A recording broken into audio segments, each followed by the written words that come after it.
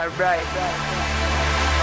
Early in the morning, I count my blessings. 6 months to Christmas, but I'm counting my presents. Thankful for the past, anticipating a new year. Prepared to overcome any new fears. If any arise besides living or die, struggling to survive, forgetting to live life. So I write, and if I'm wrong, at least it feels right. Smoke weed, drink light, debauchery, women in leggings and loose linens. And I might say, I prefer to call them sisters. These times we live is a bit different, where man raise guns but don't know how to raise children. So if you ask me, they cowards. Choose ignorance over knowledge and willpower. Slaves to the chains and the vanity, miseducation and apathy. Measuring worth while you silently. Though they say Haiti looks so shady, there is nothing but beauty in you. And while the future seems so hazy, soon the people will hear the truth. Thank the stars for all the aid. With tragedy comes much needed attention. Blame the moon for all the shade, hiding all those needing redemption. Bellies bulging like cracks in the pavement, but they existed before the blast. Why is help coming now? Are we free at last? All they ever knew about us is that we are the poorest nation. But the public never cared for deliberation, anticipating the next catastrophe like war heroes on duty. Praise the Lord, that we receive publicity. Many brothers in the East drown without a sound. They drown without a sound. They drown without a sound. They drowned without a sound. We are lucky and we are grateful that those in power heard us shout, pick me, your once beloved colony. Give me something more than your money. We saw the missionaries that needed saving and how quickly they were evacuating. How quickly they were evacuating. How quickly they were evacuating. Earthquake, earthquake, earthquake. Oh, earthquake overrides. Earthquake overrides. Earthquake overrides. Earthquake overrides. How we're all eroticized. And Hollywood is glorified and band-aids are glamorized. They started to care when our bodies piled, reaching the population of smaller countries. The tears and terrors of our people, the woes and weight, makes us unequal. And though it all seems insincere, this is still Zion, and that is clear.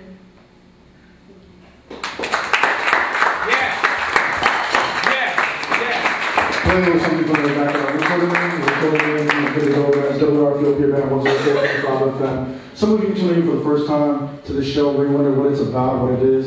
It's kind of just a random music, as I said. It's always a bi-musical, lectural experiment we conduct here for those of you to consume. Are we recording on that? We're good on that?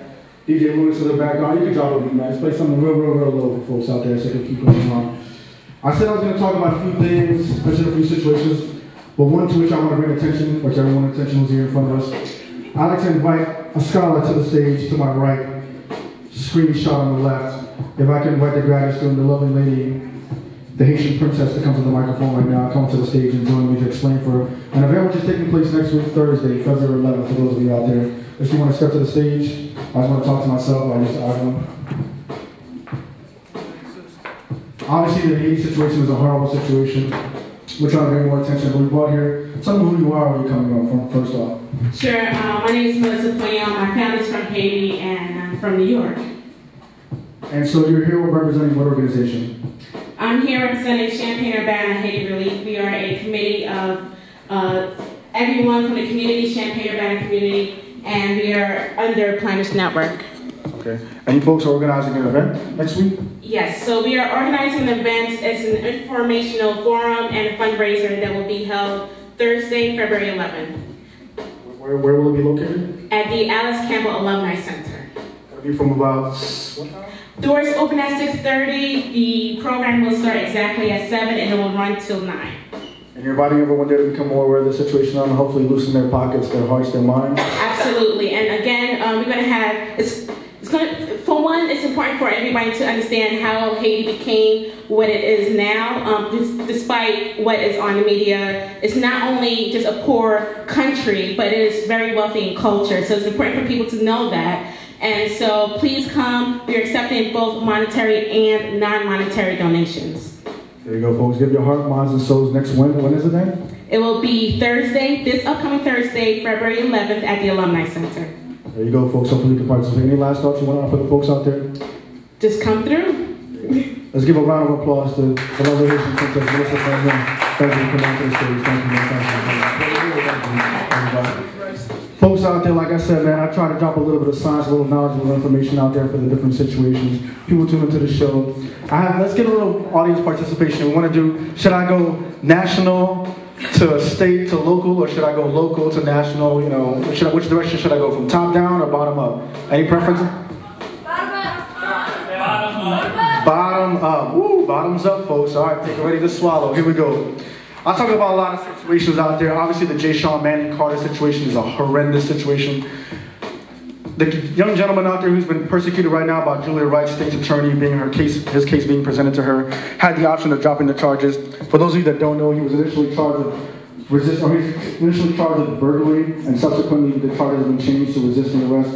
It's a horrible situation, and I think to myself, man, because I have a lot of young cousins too, and I try to school them, I try to educate them about them, and you'd be surprised. Like, this is why I tell you, this is my definition of a minority.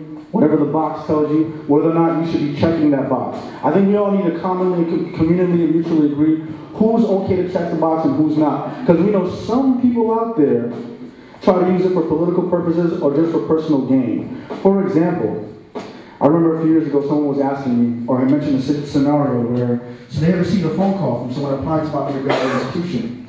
And they were basically told, you know, my child is biracial, you know, they're part African American and part Caucasian, and they were just curious, which one should they check on the application? So I'm gonna give you some criteria. All right, so folks out there know. So it's not to be mean to anybody, we gotta be honest with ourselves. If you don't affiliate with the culture, you don't associate with the people, then don't check the box. Just don't check the box, okay? If you're just black or brown on the application, it doesn't rock. You know what I'm saying? We know who you are. Along with that, this is another thing. This one always gets me. If we go every now and then, man, this has ever happened to you. This has happened to me a few times. If you've never experienced this feeling, if you've never felt this in your heart, then probably you should not check the box. And this is what I'm talking about. Every now and then, you ever drive around, I come to a stop sign, and I kind of go a little slow, but I don't come to a complete stop. And then I drive a little more forward, and I'm like, damn, if the cops stop me, what am I going to tell them? What am I going to say to them? What explanation am I going to have for them for when they come and approach me, in spite of me being as educated as I am, you know, being from where I am, having all the opportunities, what am I going to tell to this officer just so he doesn't harass me? If that has never crossed your mind, then you're probably not a minority. Okay, you're probably not, I'm just letting you know. You're probably not. Or if you don't acknowledge that happens. That officers don't randomly just stop us every now and then, just to make sure everything's okay. Yep. Just to make sure everything's okay. My favorite one is, no. There's been a rash of burglaries in the area, and we just had to make sure. You kind of fit the description. And when the officer said that to me, I kind of had to look at him like, oh, of course, officer, of course. All right, of course I fit the description, of course. I'm a well-educated, I couldn't possibly be a well-educated man, just, you know, carrying around my regular business. I was walking, I know, I was on the wrong side of the street, I apologize. And I had to keep it moving, man. So when I talk to my cousins, and I talk to them about situations, I always tell them that just do what the officer says. If he tells you to take your pants down, take it off. Because he's going to find something, man. I've been in random situations, people, maybe because of where my stature in life or what people perceive to be my stature, they take a glimpse every now and then of where I'm from and think, they make all kinds of assumptions about me, what it is or where I'm from. But people don't understand. There's just some things I'm privy to you don't even want to experience. It's not even right, I'll be honest with you. Other people got to deal with. And it's not like I hold any animosity toward anybody, but You know what I'm saying? I didn't come here for this. I don't go anywhere. I don't try to put any malice or ill will toward anybody, honestly, in my heart. But I can honestly say that racism, thank you, U of I, for the racism, by the way. Thank you to the University of Illinois. Thank you to Champaign County Police for doing what you do every day. No, but seriously, there's a lot of good people there, but there's a lot of people who are not good, and I'll be honest. People got to acknowledge the fact back in 1920s, there was something like, I don't know how many million KKK members, something like 4 million, 1920s, okay? I believe there was one KKK member for every 2 African Americans within the country, okay? Now, as the years passed, and the Klan Act, was passed, and different legislation, different communities decided this wasn't the route we quite wanted to go. You know what I'm saying? But people gotta acknowledge that there were 4 million people in this country in the 1920s who were members of the KKK, and those are men. So obviously they had spouses, had family members, and the policies and procedures which they produced and put forth, a little bit of abstinence for all of you who are being awake and aware, they actually affected us and negatively impacted upon us in ways that we can't even imagine. And it carries not only just opinions and policies, but it's how we interact with each other on a day-to-day basis. And the bad part about it is, to be honest, it's not just white people. And that's why I have to thank the University of Illinois for all the black and brown faces which continually oppress me in various forms. Like the Chancellor Gonzalez, Anna Gonzalez, and the director of La Casa, Adele Lozano, who is currently black. She's censoring my article which I published about issues which I face. But I'm not going to talk about her because those people are just so small. I'm going to make so much more money. And it's going to be me and my fancy car and my houses and all these things. I don't want to put too much attention to these people. So I kick them to the side for a second, like I promised them I would. But I have to talk about language and how it negatively impacts us. Sometimes people listen to the show and you hear some of the songs and words that we put out there, and we're not trying to be negative, man. I don't try to put the N-word out there, the B-word out there. I don't try to be profane. I try to come from an intellectually directed fashion. But sometimes the songs put it out, and it's not because I wanted it to. If I had all the time in the world, honestly, I would edit everything. But I don't, man. I'm just one guy, and I do a lot of stuff you couldn't even imagine or be aware of, as every day and every week that passes. But when it comes to language, we don't understand the N-word and the B-word, especially the N-word, man. First off, for those of you that don't know, here's my policy. People ask, what's your mantra on the N-word? Here's what it is, folks. If you're from where I'm from in the South Bronx, you know that, I'll be honest with you, there was one point in my life where almost every word out of my mouth was the N-word. I'm not even gonna lie. You come around from the South Bronx from where I live, it's almost awkward if it doesn't project out of your mouth. That's how deep the slavery and mental entanglement is. Not quantum entanglement, to be fused with, which is another notions of particles being entangled even across from the other side of the universe. But the word is so negative. And here's how I always catch people, right? Because I have a lot of cousins like, nah, you just don't understand. It's a matter of love. We respect each other. It's a term of endearment. Look. I know you want to be racist for me, but shut up for a second. Let me just explain something to you. I will put it out there so you understand my perspective. You can either cut it out, keep it going, let the noise bang in the background, but you're going to have to listen to it one way or another, okay? Just imagine this. Imagine April 4th, 1968 never came. Imagine if Martin Luther King was never assassinated. Imagine now he's living now, 41 some odd years later. He's sitting before us. And you're standing there. I'm telling my cousin, you're standing there, you're looking at him, and you're telling Martin Luther King Jr., you're sitting across from him, the scholar who has worked actively to quit by having people project this word at him and all this negativity. You say, nah, son, you just don't understand. You know what I'm saying? You don't know where I'm from. You know what I'm saying? This is the words I put out. I love him. I love him. And we just meet him in a different way. You know what I'm saying? We coming at each other. That's my boy. We just know. We just know. You know what I'm saying? He knows I don't mean it like that. And just imagine you turn your head over to your left or to your right or forward and you look at Martin Luther King Jr. What the hell do you think he's going to say to you? You think he's going to, like, whoa. do you really think he would take that well? I said, they always get caught up with me, I'm Puerto Rican, I'm from the South Bronx. Anyone from the South Bronx here? Just me, okay, that's what I thought. And we always know it's like radar, like thing, ring, do your thing, we connect up like that. And so, I'm from the South Bronx, like I said, there's a lot of negative situations. South Bronx, predominantly Puerto Rican, for those of you who don't know, we're equal stakeholders in the creation of hip-hop, whatever the hell you think it is, that you mass consume with your McDonald's and BET commercials, putting out black people like they're the only ones that do it, and then projecting negative images right back at us. And so we come from the South Bronx, we put out that kind of music, and I look at it, we don't get any revenues from that, man. We don't get anybody. You come back to the South Bronx, there's still the same problems about which we were discussing. That's why I tell all the young scholars, man, we need to think about these images that we project forward and how others consume them. because they're going to spit it right back at us. So it's funny when I hear all these people doing all this snap music, you know, and all these different tracks about whatever, guns and drugs, like, real original, man, real original. I've never heard that one before. But I just think about, like, man, the music was supposed to, like, soothe our souls, you know, it was supposed to free us and alleviate the pain, and instead we're, you know, perpetually subjugating us and allowing the, you know, the penmanship and hand to be drawn upon it from another angle of perspective. It's not us. Those images you see on TV, that is not us, man. That is not the South Bronx. That is what has been superimposed upon us by different corporations. Folks don't know how back in the 1980s and 90s when I was in the South Bronx, you know, companies like Budweiser and Newport used to sponsor parties and just give out free alcohol, give out free boxes of cigarettes. You know, people are always dumbfounded, like, why do so many Puerto Ricans smoke Newports in the Bronx and New York? It's not because they like Newports and they found this product and thought it's amazing. They literally pumped it by the you know, so many boxes, thousands of boxes, which was for free to young kids. I knew because my mother was smoking them. My family members were smoking them, so I knew. That's what they were doing, man. They were just getting them at a cheap price, get them addicted, and then drive the prices up, as they have been ever since, further inducing the poverty and mental enslavement and physical enslavement upon us. Moving forward, going on to a more larger level, the situation in Puerto Rico with Vieques. For those of you that don't know, ever since World War II, Vieques, which is an island northeast of Puerto Rico, U.S. military has been conducting bombings, and of course, that was not the original intent behind obtaining Vieques. Originally, it was kind of a deal. Britain was kind of was in a bad situation. They were kind of losing World War II, for those of you that don't know. And they came to the U.S. and said, we need your help. You know, we need to build more ships. We need more space in case we need to dock our boats. And they told them that they needed Vieques. This is a place, you know, in case we are shifting to come on there, you know, just perchance that we do get into a negative situation with these U-boats that the Germans are using, whatever technology trying to come at us.